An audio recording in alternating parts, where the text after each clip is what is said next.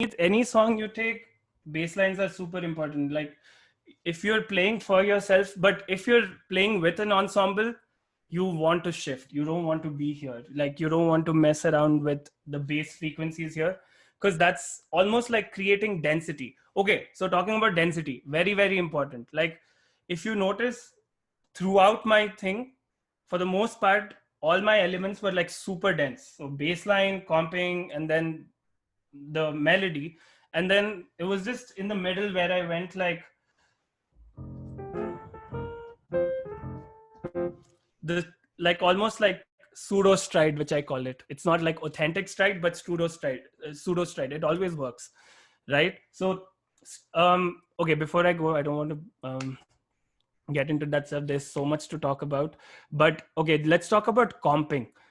We already talked about solo piano comping, which is generally done with like you also sometimes use your finger number 1, 2, 3 of your left hand to play while you play bass with your finger number 5 and finger number 4. That's also very, very common in like piano arrangement. And thinking about vocal accompaniment, this is the most important thing in today's time, because knowing how to accompany a vocalist and making them happy is a very, very, very important thing to talk about. So while I was playing with Swati, it was mostly I was thinking about her dynamics, and the melody was also very important to think about. So a lot of times you don't even realize, and you voice the top note and play the melody on top while you voice it. So always know that when you play something, you never want to mess around with a vocalist. It's because they have one note to sing, so you should leave them alone to sing that one note. So when you're accompanying them, leave that one note. Don't play the melody which they're singing on top. So if the melody is like, so I don't want to go like, I don't want to do that in the accompanying. I would be away from it. I would be like,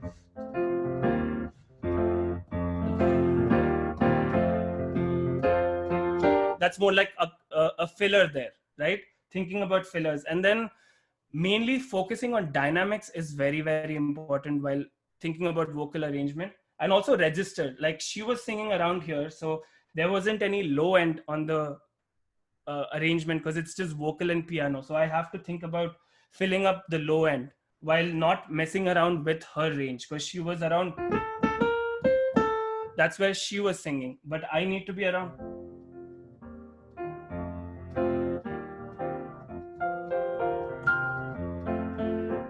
Right? So that's also something very, very important to think about when you're comping. And like embellishing with certain like twinkly stuff on the high end always works. Like thinking about,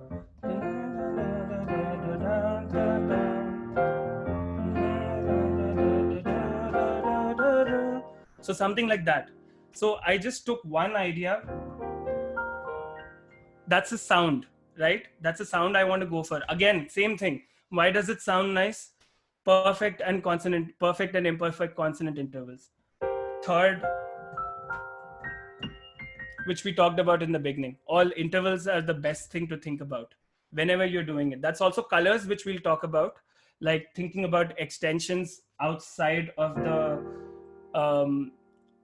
triads, which is just adding more elements to it. It's a very wide topic, but like if you consider just these elements, how many people are good with like major and minor triads, or is it something I need to explain? I'll just check for more people. I'm good with those. Okay, great. So okay, so that is one thing, because that's what the whole song is doing. So it's just going like, it's the same chord, it's the one chord, but the bass is just on F, and it's just changing the chord and going to an E flat. So from F major to an E flat, while the F root remains the same. So that's one thing. You can do that while you're playing the accompaniment, like when you're playing like a solo piano arrangement. That's what I did exactly as the recording. But thinking about how to do it while you're accompanying someone. You want to add colors. If you don't add colors, it'll just sound.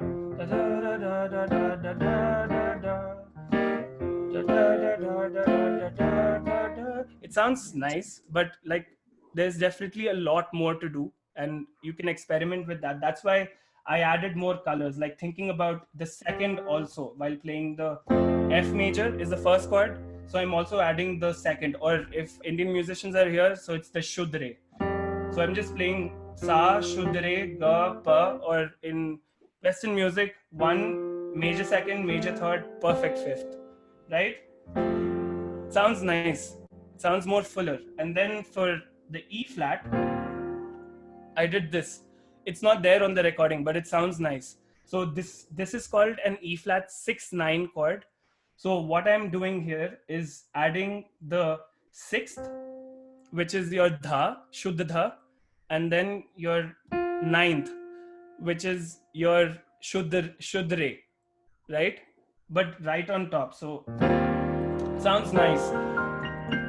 That kind of sound, right? So thinking about colors is very important. I know it's like too crammed up and too much to talk about, but these are the basic elements to start thinking in those lines. Like listen to a lot of recordings, like especially like a lot of the records. I'll actually share it with Janvi. I'll just share it with her. So okay, we'll see how it works out, because I want to give you guys albums Give to listen. give me a list of the albums, Yeah, and yeah, we'll send it across with the feedback form. yeah, that'll be great, because then that's the whole point, like to take back something from the workshop. Anyway, so the next one is block chords. So there was this some weird thing I did in the middle. I almost like it almost sounds like 10 people are playing at once. It's a way to trick someone. So it's like, do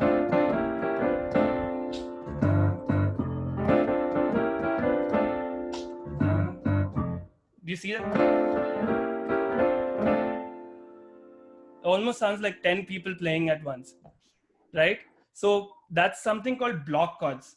All, I'm not doing anything fancy there. It's literally, again, perfect, imperfect consonant intervals. Sounds nice, but what makes it jazz is this. Approaching it from certain, like a tone down. That's where I'm approaching it from, and I'm going, ta-ra-ra. Okay? And then the next one is da, da, da, da, da. So da, so that note da, I'm creating dissonance there by playing a diminished chord. So sorry, right? So that there's that diminution, dissonance, right? That creates like that. Dissonance is basically any interval which doesn't sound nice. Think about it like that, but it sounds nice here. I like it. Dissonance is great, because like all of contemporary music, blues and stuff, jazz, everything is based on dissonance. But you don't want to end here. You want to end on a consonance. So you go again. Sounds nice. Why? Because perfect imperfect consonant intervals, right? So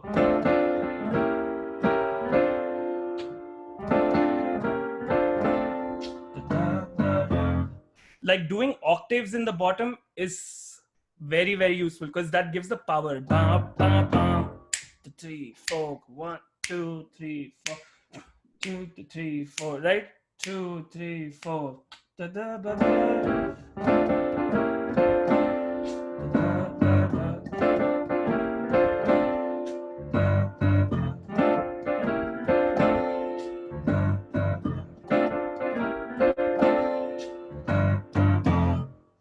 That gives that power and that time feel.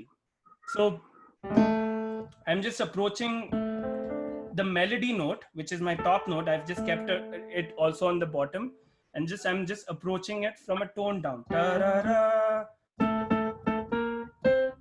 Sorry.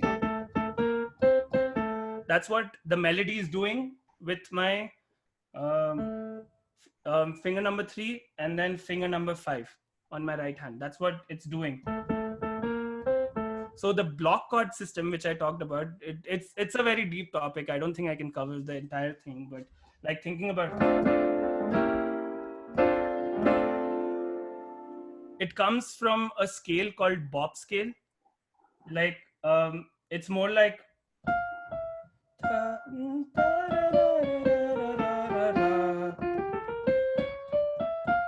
it's just a major scale. Right? It's just a major scale with an added minor sixth, or you can say komal dha, anything. Minor sixth, augmented fifth, or komal dha, basically. So that creates that. So that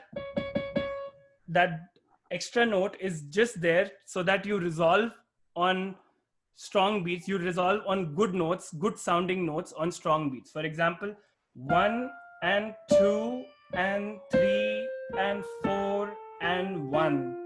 Do you see that? 1 and 2 chord tone, and 1 and 2 and 1 and 2 and 3 and 4 and 1. See how the good notes are landing on beat number 1 and 3, and also the other chord tones which are slightly weaker are falling on 2 and 4, but all the dissonance are landing on the ands of every beat I'm talking about. So that's where this whole harmony comes from. Okay, so it's something to think about. Like, okay, quickly, this is very exciting. I need to show you guys this.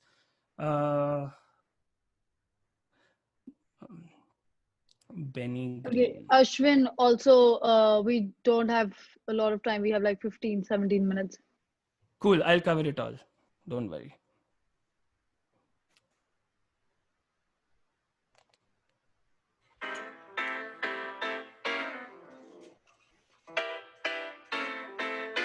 Do you see that?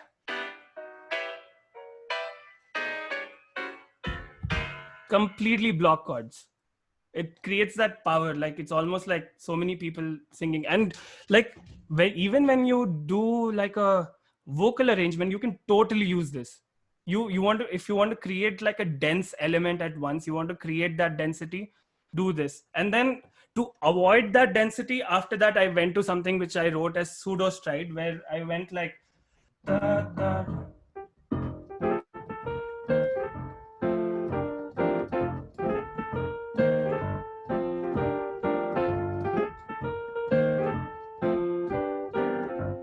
Right? So that kind of thing. It's avoiding density. It's again getting back to sounding nice instead of dissonant, right? So here all I'm doing is this.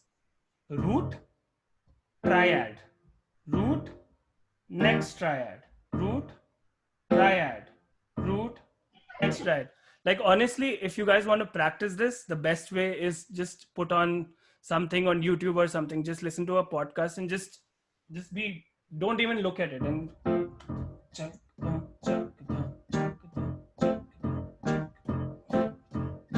just practice that. It helps a lot because that creates that boom, 1, 2, 3, 4, 1, 2, 3, 4. Because landing strong beat 1, 2, 3, 4. The upbeats, which are the beat number 2 and 4, are coming 2, 3, 4. 1, 2, 3, 4. Do you see that? So that helps in any